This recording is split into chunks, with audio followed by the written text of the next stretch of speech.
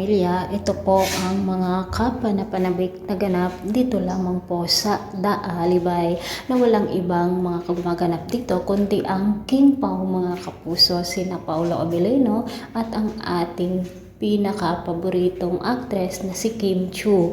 At napakaganda nga pong story dito dahil nga po itong si Kim Chiu bilang Estela ay nagtatrabaho po siya sa club dahil siya nga ang nagtataguyod dito sa kanyang mga kapatid. Lalo pat may asma ang kanyang isang kapatid na nag-aaral kung kaya't kailangan niyang kumita ng pera, hindi man gusto ng kanyang loob ang kanyang trabaho, ngunit wala siyang magagawa mga kapuso dahil hindi siya nakapagtapos sa pag-aaral.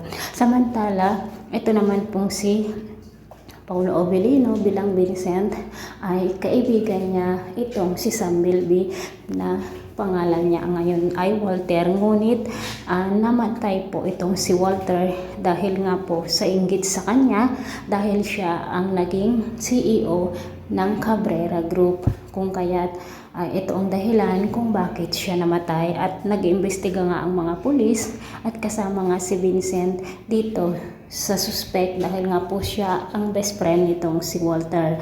At noong nag-imbestiga nga ang mga pulis dito sa bahay ni Walter ay nakita nga po niya ang singsing ng asawa nitong si Vincent mga kapuso.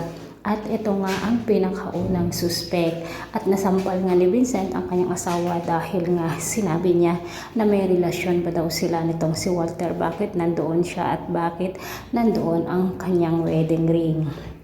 Samantala mga kapuso, humingi naman ng tulong si Vincent dito kay Estela na magwi-witness siya na noong namatay itong si Walter ay magkasama sila at ang kapalit ng gagawin iyon ni Estela ay magbabayad itong si Vincent ng 1 milyon at pumayag naman si Estela dahil nga kailangan nang ma-ospital ang kanyang kapatid na may asma.